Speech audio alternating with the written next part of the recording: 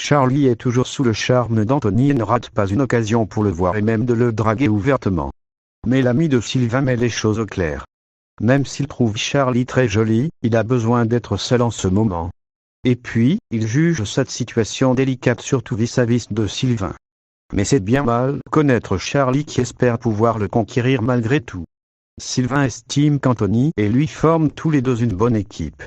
Et cela tombe bien, car le client actuel est content de leur travail et il aurait peut-être un autre chantier à leur confier après celui-là. Alex et Nora assistent à une scène qu'ils n'auraient pas dû voir. Marianne Delcourt ne masque pas sa surprise en apprenant que Judith veut devenir ostréicultrice. Elle espère que Chloé ne va pas laisser sa fille abandonner ses études pour patauger toute sa vie dans un étang. Marianne incite sa fille à faire preuve d'autorité, mais pour Chloé, ce n'est pas aussi simple.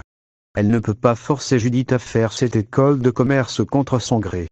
Marianne se demande comment une fille aussi intelligente que Judith ait envie de gâcher sa vie et sa santé pour se lancer dans l'ostréiculture. De son côté, en entendant Judith parler de son envie de travailler au mât, Nora espère qu'elle n'a pas pris cette décision pour rester proche du beau Noah. Ironie du sort, ce dernier passe à moto devant elles avec une superbe fille. Chloé déplore auprès de Xavier que Judith veuille arrêter ses études. Mais Xavier conseille à sa compagne de faire confiance à sa fille. Chloé fait ensuite le point avec Alex et Judith concernant l'avenir de cette dernière.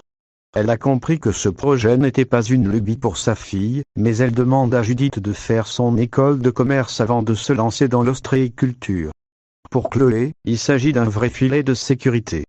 Mais même si Alex est d'accord avec son ex-femme, il estime que c'est à leur fille de décider. Judith s'entête à ne pas aller dans cette école. D'ailleurs, elle s'empresse de rejoindre ensuite Noah au mât des Josses pour lui annoncer qu'elle va travailler à plein temps avec son père.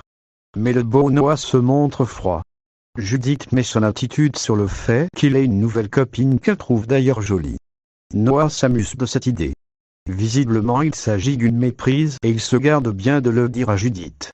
Pendant ce temps, Alex et Nora ont fini les livraisons de leur bourriche lorsqu'ils assistent à une scène qu'ils n'auraient pas dû voir.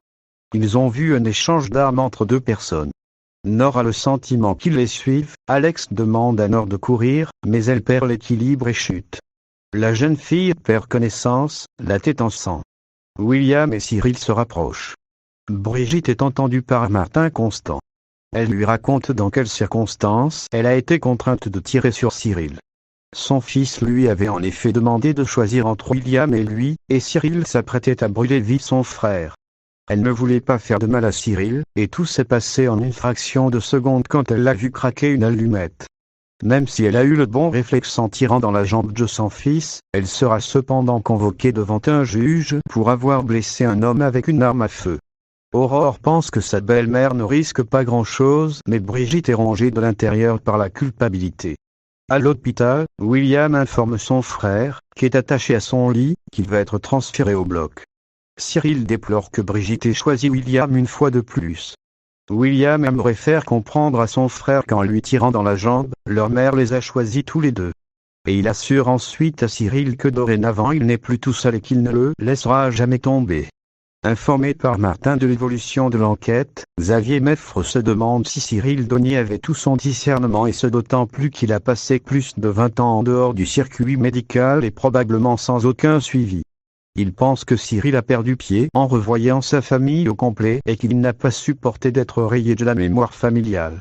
Alors que William veut aller de l'avant, ce n'est pas le cas de Manon qui n'arrive pas à comprendre comment son père peut aller voir son frère à l'hôpital alors qu'il a failli le tuer, ni même comment ses grands-parents ont pu mettre leur fils en hôpital psychiatrique. L'adolescente trouve des réponses auprès de Bénédicte qui lui explique qu'ils n'ont pas eu le choix vu le caractère violent de Cyril. Mais Manon en veut à ses grands-parents d'avoir menti à tout le monde et d'avoir laissé son père se poser 1000 questions alors qu'il était très mal. William informe ses parents que le chirurgien a extrait la balle de la jambe de Cyril et que ce dernier n'aurait pas de séquelles. C'est l'occasion pour Brigitte de faire son mea culpa auprès de William, qui a toujours eu le sentiment de passer après Bénédicte. Elle avoue à William qu'il lui rappelait trop Cyril et qu'à chaque fois qu'elle le regardait, elle ne pouvait pas s'empêcher de penser à lui, à son visage